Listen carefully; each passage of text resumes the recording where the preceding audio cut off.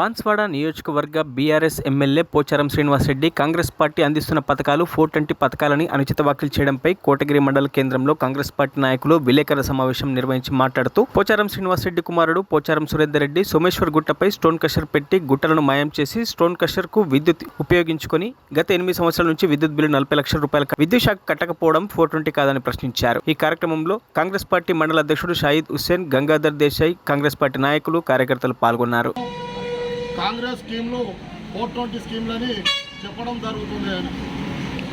అదేవిధంగా ఏదైతే సోమేశ్వరం కేశరు, పోచారం సురేందర్ రెడ్డి 40 లక్షల బకాయి పెట్టి అధికారులకు భయభ్రాంతులకు గురి చేసి వారిని భయపెట్టి ఇప్పటి వరకు కట్టకుండా నిన్న ఏదైతే ప్రభుత్వం కాంగ్రెస్ ప్రభుత్వం ఏర్పడిన తర్వాత మీ కుంభకోణం అనేది బయటకు వచ్చింది.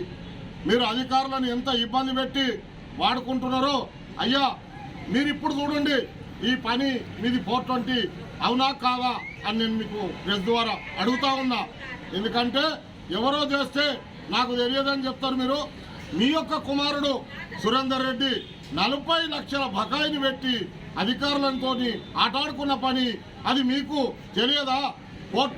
విద్యుత్ శాఖ మీద మీరు ఇంతగానో చేసినటువంటి మీకు తెలియదా? ఇది 420 పని కాదా అని అడుగుతా ఉన్నా నేను ప్రెస్ ద్వారా.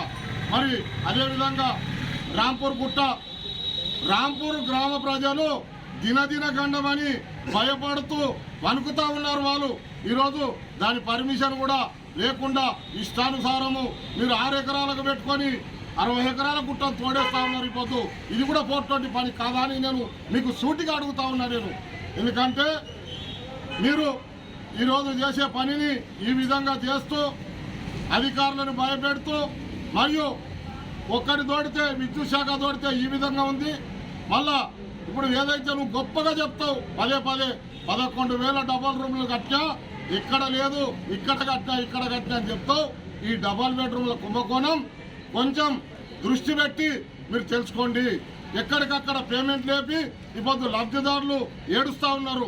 నాకు 5వ బిల్లు వచ్చింది, ఒకళ్ళు 2 బిల్లులు వచ్చినాయి, 3 బిల్లులు వచ్చినాయి అని చెప్పేసి ఈ పైసలన్నీ నీ కార్యకర్తలు వాడుకొని వారికి డబ్బులు ఇవ్వకుండా రాజేందర్ రెడ్డి అనే వ్యక్తి ఆయన నోటికి వచ్చినట్టు మాట్లాడుతూ ఉన్నాడు. కొంచెం ఆయన నోరుని అదుపులో పెట్టుకోమని. మరిన్ని అప్డేట్స్ కోసం మా ఛానల్ని సబ్స్క్రైబ్ చేయండి.